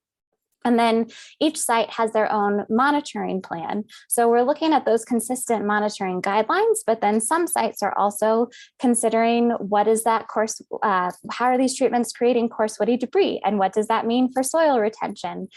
How are small mammals, our prey species responding to these silvicultural treatments? What are the carbon fluxes and pools that are being created as we implement these silvicultural actions? And so those are all different questions that different sites are picking and choosing to look at and monitor based on the expertise that they're able to bring into their sites as well. And so, as I mentioned, we all come together at this collaborative workshop to really walk through designing these different experimental treatments for resistance, resilience, and transition. And we've done this in person, and we've done this virtually over the last couple of years as well for the newer sites in the network. And so we really start by focusing on what is the desired future condition and that desired structure and function that we want to achieve for resistance versus resilience versus transition. And then using that desired future condition to really keep in mind some of those overarching management objectives. So what are some of the key variables or outcomes we want to make sure we're achieving with these management actions? Are we focusing on species composition and forest health and forest productivity and responding to disturbances across these three treatments? And then finally, implementing those silvicultural practices or tactics. So really considering what are the timeframes of this management? What are some of the benefits or drawbacks and barriers of these different silvicultural practices? And what is the practicability, especially for private woodlot owners who are near some of our public sites? Are the treatments that are being implemented on federal or state land really going to be reasonable and feasible for private landowners to be able to implement as well? And are they practical? And so after going through this process, we also make sure we have a consistent plot design. And so as I mentioned, we're really looking at the overstory, midstory, and understory in these plots that are nested within each treatment unit. And so we can look at things like the species composition, the density and diversity, and how they're responding to the treatments that are implemented. What are some of those forest health indicators, whether it's mortality or other local indices, and what is the productivity of these stands after these silvicultural treatments have been implemented? And so now that you've seen an overview of the Ask network, I really want to go into a couple examples of some of our network sites. And so I'll give you a tour of where all of the sites are located throughout North America, and then go into 3 specific examples. And then Jeff and Mike will really provide that more detailed dive into the Petawawa Research Forest after lunch. And so we have what we call core sites and affiliate sites. And basically what happened is, as we have expanded our network, we have a couple sites that are located in urban areas, and they were not able to implement that 10-hectare minimum criteria for the stand size because they're within these fragmented urban centers. And so they have the same number of replicates, but they're just a little bit smaller in size or distributed farther across the landscape. And so the first site that we created as a part of the NIACC network in 2013 is the Cutfoot Experimental Forest, which is on the Chippewa National Forest in northern Minnesota. And this is a dry mesic woodland, mixed woodland forest that's dominated by red pine. We also have a site on the Petawawa Research Forest in Chalk River, Ontario, Canada. And so that's a white pine mixed wood. There's another site at the Second College Grant in northern New Hampshire on Dartmouth College property. And so this is a northern hardwood site that I'll go into a little bit more detail here in a bit. We also have a site in southern New England. And so this is in these trials are implemented across both Connecticut and Rhode Island because it's in this ex-urban fragmented sites. And so they're really dealing with fragmentation across the landscape as private woodlots have been segmented and distributed to future generations and sold off. And so really, how are we implementing these silvicultural experiments within this ex-urban oak hickory landscape? We also have a site in the Driftless area, which is across Iowa, Minnesota, and Wisconsin. And so these are southern dry mesic hardwood forests that are dominated by oak and hickory as well. And so really looking across this region as we're thinking about these treatments on state lands in Iowa, Minnesota, and Wisconsin. We have a site at the Jones Center at Itchaway in southern Georgia. And so this is on the southeastern coastal plain, and it's a longleaf pine hardwood forest that really experiences those frequent fire, and they're able to go in and do prescribed burning every 2 years in this system. So very different from some of our northern hardwood systems. And then we also have a site, Crosby Farm, which was our first urban site. And so it's basically located in the middle of the Twin Cities in Minnesota. So it's smack dab in the center of the urban center in St. Paul, and it's an urban floodplain forest that's dominated by ash and elm. And so this has been a really fun site because they've been able to really utilize volunteers and how they're doing their planting and implementing their treatments and making monitoring seedling survival because they're so close to this urban center and this high population of excited, interested volunteers. We also have a site on the Colorado State Forest, which is state land, and it's the high elevation spruce fir forest. So really looking at that high elevation ecosystem as we're thinking about topographical changes in our Rocky Mountains. And so that's one of our sites looking at disturbances that occur in these long fire return interval forest ecosystems. And then we also have a site, which was our second site on the San Juan National Forest, which is looking at those lower elevation, warm, dry, mixed conifer forests. And so they both have different disturbance events and disturbance regimes. And so we're able to look across that elevational gradient with the treatments that we're implementing at these two sites. We also have a site on the Flathead National Forest in northern Montana. And so there's a portion of this site that's also on the Coram Experimental Forest. And so it's just split by a road. And this is a western larch mixed conifer forest. And then finally, we have a site in northern BC on the John Prince Research Forest. And so that is the subboreal spruce biogeoclimatic zone. And so to go into these in just a little bit more detail, the first site, as I mentioned, was our Cutfoot Experimental Forest site in northern Minnesota. And so this site is a red pine dominated mixed species system. It has a really dense understory of hazel. And so that's been really interesting to crawl through as we're trying to go in and look at the seedling regeneration. There's the starting basal area was 41 meters squared per hectare. And this site was originated by a wildfire in 1918, but there's been fire exclusion in the stand since then. And so it's a largely even age stand to begin with for that starting condition. And again, it was the first site where we did the workshop in 2013 and the treatments were implemented in 2014. Some of the big climate concerns that the Cutfoot Experimental Forest is dealing with are things like increased drought stress, increased risk of wildfire events in the future, and the potential for increased insect and disease outbreaks, including insects that have not been present in these forests before, such as mountain pine beetle. So there's the potential for it to migrate north into these stands in the future. And so thinking about resistance, resilience, and transition on these sites, again, we really came together and this collaborative process brought together managers and scientists and key partners from the area to decide what are we going to do for resistance, resilience, and transition. And so with resistance, to maintain that red pine dominated stand, what we ultimately ended up implementing is a uniform free thin. So we reduced that basal area just a little bit and then wanted to maintain that red pine dominance and the mix of those current species that are present in the understory. And then with resilience, to really create a system that is a little bit more adapted or resilient to those disturbances, we implemented a variable density thinning. And so we have created a series of gaps. We have some areas where we've created reserves, so we can really see and maintain some of those shade tolerant species, and then also thinned the matrix. And so we're really trying to maintain that red pine dominance, but then also include some of those future adapted native species in this treatment as well, and those gaps, and really planting those to see which will do better and fare better into the future. And then finally, with transition, we're really trying to intentionally facilitate that change. And so we implemented an irregular shelterwood. So again, we have some gaps and we've thinned the matrix, but we've really opened up those gaps to be larger for this irregular shelterwood.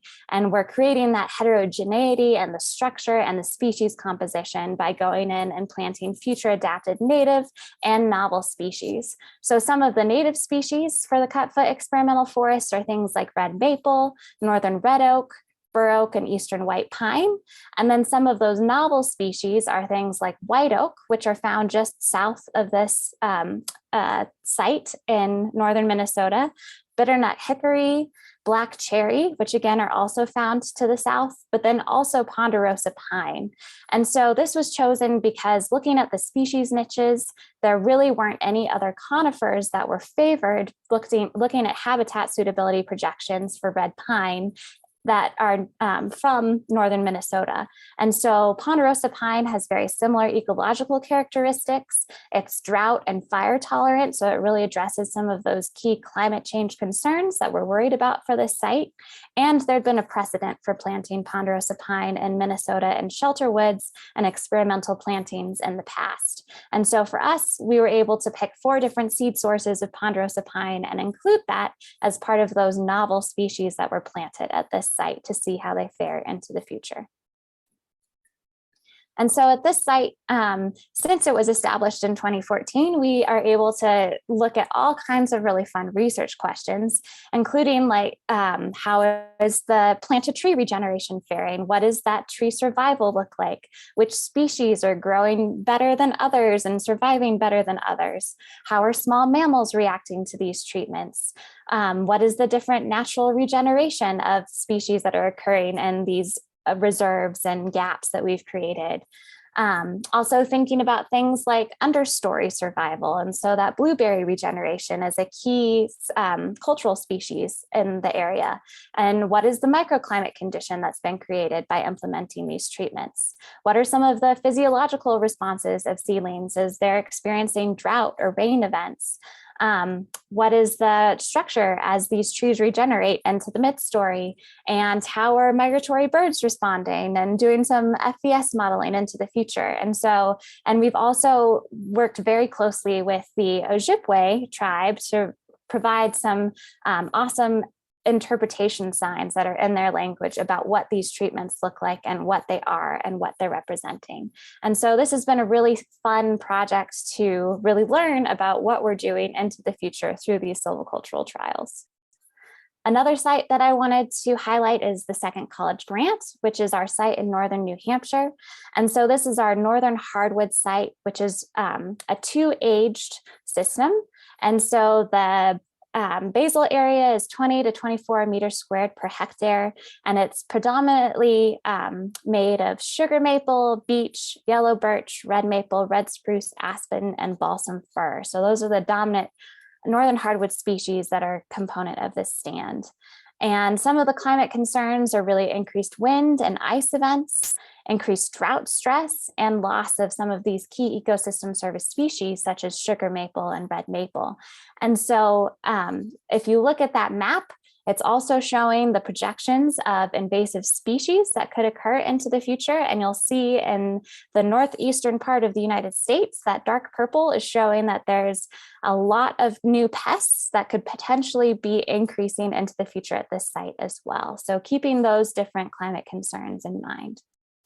And so when we created the resistance, resilience, and transition treatments at the Second College Grant, for resistance, we really wanted to maintain that northern hardwood structure. And so we wanted to encourage a multi-age size structure and maintain that quality across all of the different size classes. And we also wanted to make sure we were maintaining the hydrological cycle and allowing, trying to prevent some of that erosion in these wind and ice events and large rain events that could occur. And we wanted to make sure we had stable carbon pools, and really increase and maintain the vigor and quality of those residual trees while maintaining the current productivity levels of this site. And so we implemented a single tree selection where we, again, are really creating that multi-cohort, multi-age structure and allowed us to increase the amount of down dead wood. So really focusing on those stable carbon pools and stabilizing the soil through this increase in down dead wood. With resilience, we wanted to create basically multiple combinations of species compositions and structure. And so thinking about multiple pathways to recovering from these various disturbance events that could occur at this site. And so we wanted to make sure that there was overall tree diversity and functional diversity with an increased focus on local species that are adapted to those future climate conditions and disturbances compared to the current condition. And so again, we wanted to make sure there were multiple age classes present. So we did a group and single tree selection. And again, like the Cutfoot National Forest, we have these gaps where we're really opening up the canopy and allowing that sunlight to occur for those artificial regeneration tree plantings. We have those areas of reserves, and then we thinned the matrix. And so we really wanted to focus on that natural regeneration, but we also are increasing some drought adapted species, including red maple and beech, by planting those in the gaps as well. And then with transition, we're really thinking about increasing the dominance of species that are adapted to future conditions.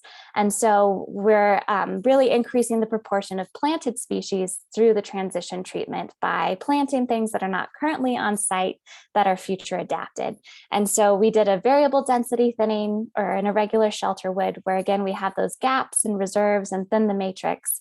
And then we planted those off-site species that have functional traits that we really want to make sure we're maintaining in the system. And so we planted things like northern red oak, bitternut hickory, eastern white pine, eastern hemlock, basswood, black birch, big-tooth aspen, and then the American Chestnut Foundation donated some chestnut seeds that we have sown at this site as well.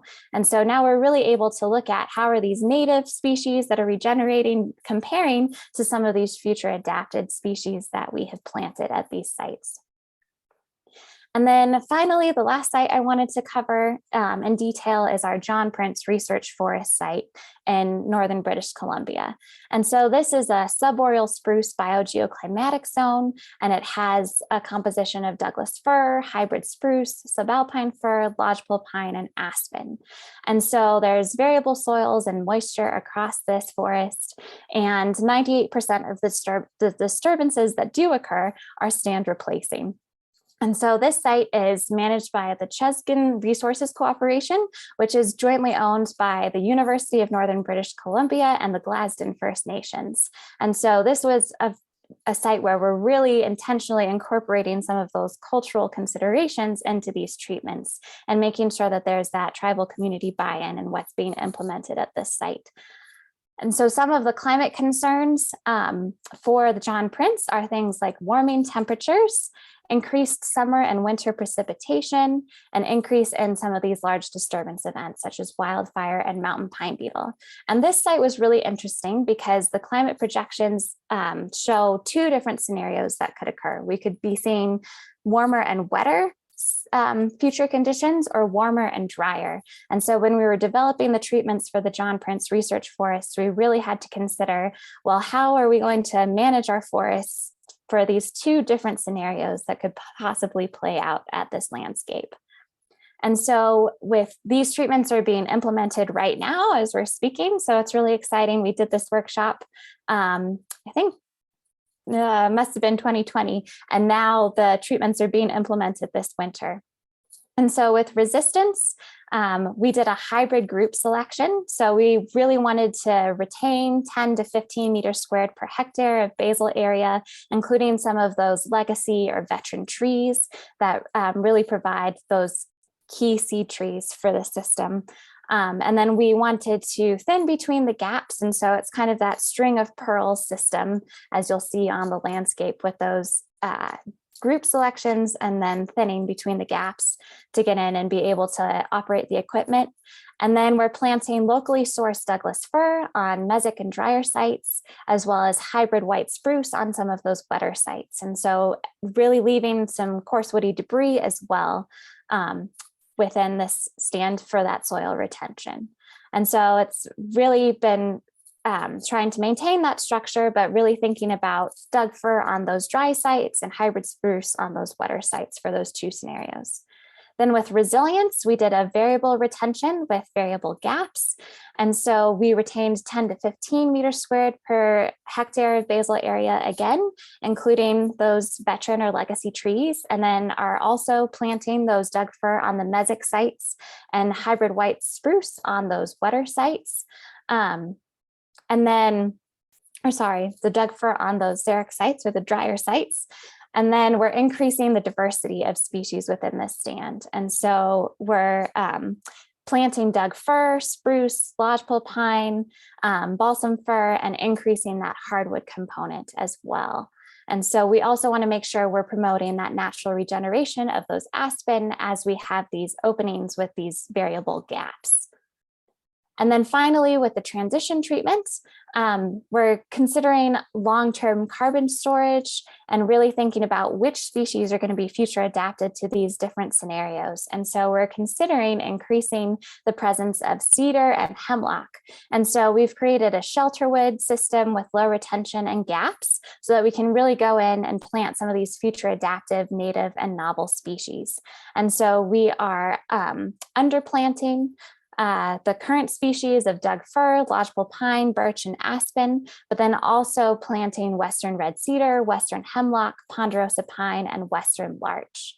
And so it's been really, I'm excited to see where we're able to source some of these seeds from as we're implementing these treatments moving forward into the future. And so just to wrap it up, since we have this series of 11 sites that are part of this network, we're really able to go in and address some of these high impact cross-site research questions that are centered on climate adaptive management. So again, are these treatments really achieving what they were designed for? How do they compare across all of these different sites? Does one of the treatments really perform better across all of the sites that are in the network? And is it resistance or resilience or transition? How are we really thinking about ecological transformation with these sites and the success of native versus novel species and what that means for these systems and for the different ecological niches that they are serving and providing and the species that depend upon them as wildlife habitat? What are some of the overstory impacts on those microclimates that we're creating and seedling success? And how are we really able to adapt to some of these large scale disturbances through the implementation of these treatments, whether it's drought or fire or hurricanes or ice storms? What is the wildlife response to these treatments? And what is the public perception of some of these climate adaptive management strategies? Is there public buy-in for the transition treatments, or do they really want us to focus on persistence? And has that changed changed since these sites have been implemented and we've done more education and outreach around them? And what are some of the major drivers of change across the Ask Network sites? And so I would encourage you to go to our website, which is adaptivesilviculture.org. We're doing an update and a revamp on it. So the John Prince Research Forest site is currently being added, so you won't find it there, but you'll find the other sites and descriptions of them on our website. And so some concluding thoughts. When we're thinking about climate change, we again really have to focus on what do we value and how much risk are we willing to tolerate through what we're implementing. And so in an experimental setting, it makes a lot of sense to test resistance, resilience, and transition. But as a woodlot owner, it might not always make sense to test all three options. And so you really have to pick and choose based on your judgment and your knowledge of the system that you live within and you manage. And so certainty also is a myth. As managers, we always have to deal with uncertainty, and with climate change, it just adds another piece to the puzzle that we're trying to cope with as we're managing our forests into the future. And so it's really important that we do plan for this range of potential future conditions and really think about how do we manage across this spectrum.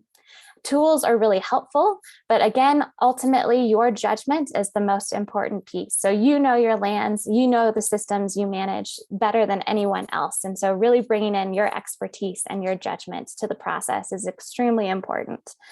And then climate-informed choices are not always going to be ideal. And so if you have that endangered species that's on your property or in your forest, you want to make sure we're maintaining that habitat for that. And so really maintaining that system into the future is going to be important, and transitioning to something that's future adapted is not going to be ideal for that scenario. And so keeping that in mind as we're juggling the different values that we have and the treatments that we're implementing. And so that's why it's really important, to be clear about our values and our intent and what we're implementing. So again, focusing on what do we value about our systems, how are we addressing impacts, and what does that mean for the actions we're implementing on the ground. And ultimately, we're all learning as we're trying to implement these climate adaptive strategies. And so we're really learning by doing and learning from each other through this network and through these processes as we're implementing this adaptive silviculture for climate change network. And so with that, I would just like to thank you all so much for listening and for inviting me to present today. I appreciate your time, and I'm excited to address any questions that you may have. So thanks again for the opportunity to present. That is fantastic, Courtney. You have so many different sites now. That's absolutely amazing. Well, first off, Stephen wanted to say that it was a really interesting presentation. Thank you. And Jordan was wondering for the Southern New England site, I believe, where in Rhode Island is that part of the project? That is a great question. That is on the, I'm trying to think of the state for it. It's associated with the University of Rhode Island. So it is a forest that's a part of the university's property.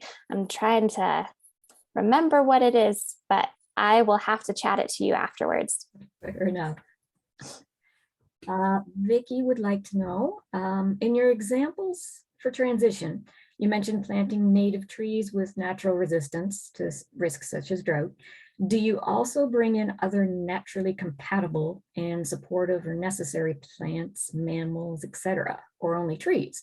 In other words, do you focus on trees or the entire network of species? That's a great question. And it really varies from site to site. We, as a part of this experiment, are predominantly focusing on the trees, but that understory is a really big component of these treatments as well. And so as we're thinking about that regeneration of that future condition, we're also thinking about that regeneration of some of those understory species. And so a couple of sites are planting future adapted understory species or grasses or shrubs, especially when we're creating some of these larger openings where they haven't been before. We're not intentionally moving any mammals or anything like that. So we're more just seeing how what's currently there is responding to these changes in canopy structure that we're creating. Okay. Jordan did put in the chat that he went to undergrad in Providence, so that would be close by. Nice. Vicky would also like to know, how do you define the difference between introducing targeted species to assist transition and accepting unplanned changes that might be seen as invasive in the current model view?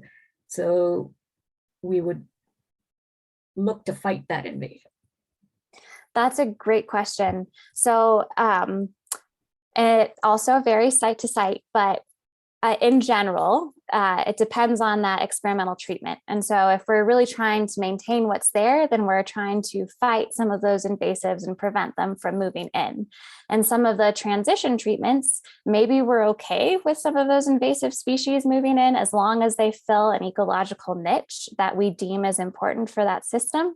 And so, and there also might be a point where it doesn't make sense to continue preventing invasives from entering the system because we just don't have the capacity to keep preventing them from moving in.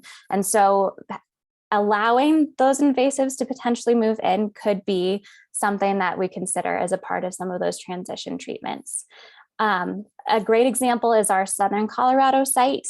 It's a mixed conifer forest that has not experienced fire for over 100 years. And so it's really dense and it has this huge understory of gamble oak, which is incredibly flammable and really moves those surface fires into those crown fires within that system. And so with our other treatments, we're really trying to get rid of that understory component of gamble oak and open up the structure to allow for more Douglas fir and lodgepole pine and ponderosa, which are native.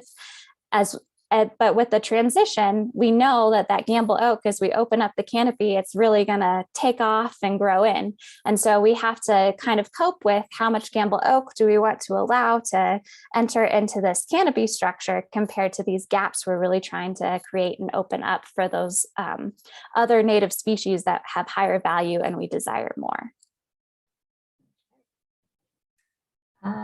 Kate would like to know, when working with First Nations, how do you incorporate TEK in climate adaptive management? That is a great question. And so it's really varied from site to site as well. And I feel like that's the theme of this presentation. But we rely very heavily on our local partners who already have established relationships and have built trust and have those good connections with their tribal partners to bring them into these conversations. And so we, as the network leads, don't necessarily have those connections or that trust already with First Nations. And so depending on our partners and the trust that they have created really influences how much TEK is brought into this process. And so we've really tried, especially with the newer sites we've created, to make sure that cultural consideration is a part of these treatments and that those voices are a part of these workshops, and really making sure that we're acknowledging the time that tribal members are dedicating to giving up their time to come to these workshops and participate and provide their expertise and knowledge. And so first, we have to make sure that trust and those relationships are established, and then making sure that they are really being honored for the time that they are contributing to these workshops, and making sure that voice is included in these processes. And we're really bringing in TEK and those cultural considerations for some of those key plant and wildlife species that are part of these treatments. It was easiest at the John Prince Research Forest because it is jointly managed by the First Nation and the university. And so that trust and those relationships were clear from the beginning. And our partner was able, well, with the pandemic, it was a little bit harder to do some focus groups, but we're still hoping to do some focus groups with the First Nation to make sure these treatments resonate with them and we can still adjust as needed with what we're planting. That's good. Gareth has a couple of questions. On the red pine site, why reduce stand density as a resistance strategy? Reduce fuel and fire risk? Reduce moisture drought stress? Great question. For that, since this is a site that's expected to experience more drought and more fire, we're really trying to, again, reduce that fuel and fire risk and reduce the drought stress. And so both with reducing the stand density and the red pine system. And then ponderosa and not pitch pine. Looking at the habitat suitability projections we had at the time, ponderosa was the one that looked like it was going to fare the best. It was also a chance for us with this site to really experiment. I'm trying to remember, I think pitch pine is a little bit closer and ponderosa is a little far away. And so we were really able to do some translocation of these species in our experimental trial to really play with that assisted migration question by planting ponderosa. Okay. You can get back at Gareth for all these questions later this afternoon, you know. Why is the creation and maintenance of multi-cohort age structure more resistant/resilient than even-aged two-age structure? That is a great question.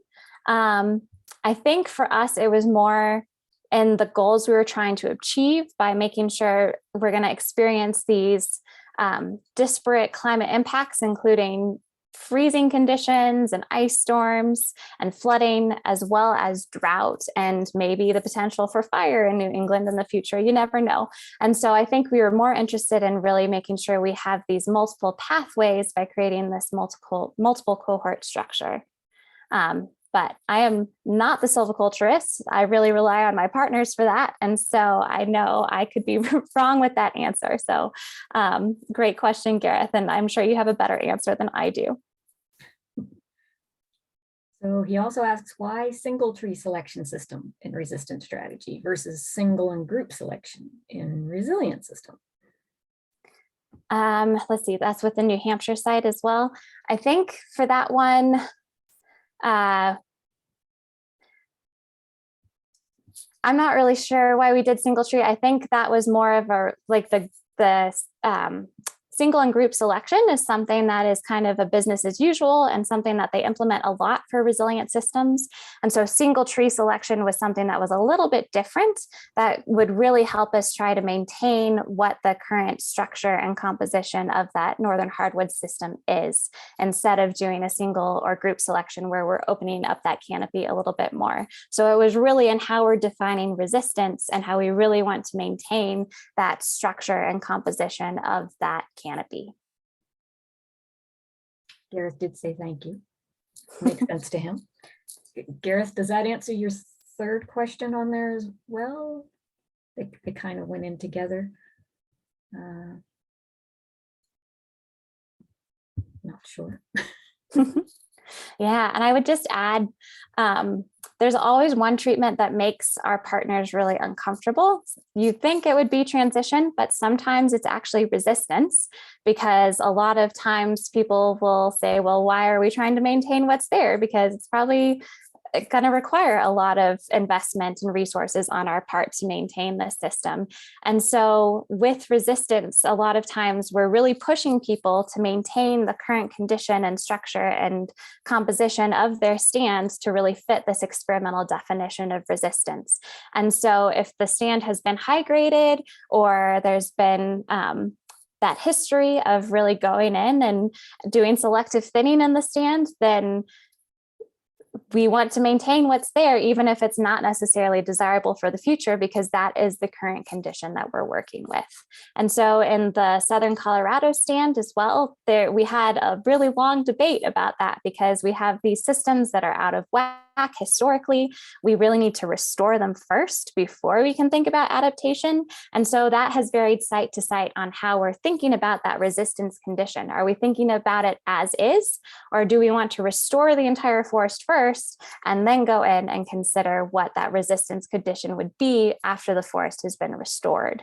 And so it's really based on capacity and timing, and how are we really defining that current condition as we're thinking about those desired future conditions we want to achieve. He does say thank you again. Assisted migration of provenances and species require a robust seed collection strategy. We currently do not propagate many hardwood species. This is from Nairn, by the way. What seed collection systems do you have to support the project? That is also a challenge that we're dealing with here. There's some local state nurseries that we're able to rely on. So I don't know what the provinces have, but for the states, they're able to really propagate their native species. And so we're able to go from state to state, and especially thinking about those future adapted species, pull from southern states and some of those nurseries and what we're deciding to plant, and really pulling some of those southern genetics from those southern states and what we're planting with those native species, and then propagating them in the local nursery for the state that we're planting them within. So we've got a little bit of leeway because of that. But besides that, finding the right seeds from the right location has definitely been a challenge we're running into as well. And so a lot of times the species that we want to plant won't be planted for several years after we've implemented the treatments, because we're still trying to grow those seeds and have an adequate stock that we can actually go in and plant and know that the survival is going to be better of those species. So it's definitely something that we're struggling with as well. Understandable. Tom says, historically, our provincial government has not supported transition. I've been asking if government would subsidize planting hardwood saplings for years, and the answer is always no or not yet. I believe, as they say in the movies, resistance is futile, and we need to get on with transition and resilience. But we need to change government policies to allow us to do this. It sounds like governments in the US are on board with all three strategies. Do you have any advice for us on how to get there politically? Oh gosh, I wouldn't say that the US government is really on board with transition necessarily. There's still a lot of pushback. I think there's a larger push as we're really starting to focus on our new climate adaptation plans for USDA and the Department of Interior and all of those different departments within our US government. Really thinking about these climate adaptation plans is allowing more space for us to incorporate the spectrum of treatments we can include by incorporating them into these large planning strategies. We also have silviculturists and geneticists within the Forest Service who have really been pushing the assisted migration and transition conversation for a long time. And so they've been doing a ton of trainings across the US to really build that social capacity for being able to implement transition. And so I think it's been a little bit more of a ground up. As there's more interest in trying with transition, we're having more opportunities to incorporate that into forest management. For us, several of our sites are on experimental forests. And so because of that, we were able to play with transition because it was an experimental forest and had a precedent of doing research in the past. Whereas if we had planted on national forest land in the US that was not part of the experimental forest, we would have run into a lot more issues with NEPA and going through some of those different policies that the forest had to cope with. And so we had a little bit of a workaround to be able to do that. But I think because of that, people have seen what these trials look like. They are more willing to accept those transitions and that assisted migration. And so really the social capital is starting to change. Great. There is one more question. We're just at the end of our time, but how do you determine the climate concerns for each site? Yeah, we have, especially, that's a huge question. So we really rely heavily on those local climate scientists and the vulnerability assessments that are available. And so everywhere to the east of the 100th meridian and the footprint that NIACC covers, we have these really fantastic eco-regional vulnerability assessments. And so we were able to rely on those and pull information from those for those different forest ecosystems within those ecoregions. And so that was really helpful for informing those climate impacts. For our newer sites, there's a ton of information available now and tools that we can go to, including the National Oceanic and Atmospheric, because they're the NOAA's state climate summaries for the US, which are great. For the Petawawa Research Forest, I'm sure Jeff and Mike will go into this more, but they actually worked really hard with NRCan to create their own vulnerability assessment for the forest. And so that was a process that they went through leading up to the workshop so that they had all of that local vulnerability information to draw from and pull from. And so it really, again, very site to site, but we're relying heavily on those tools and resources and climate scientists and partnerships that we have available. That is fantastic. Thank you very much, Courtney. That was a wonderful presentation. And to everyone, this is the end of the morning session, but as Courtney mentioned, please come back at 1 o'clock and join us for Jeff and Mike to talk about the Petawawa Research Forest. And I will let everyone go and enjoy your lunch, and we'll see everyone at 1 o'clock again. Thank you very much. Thank you.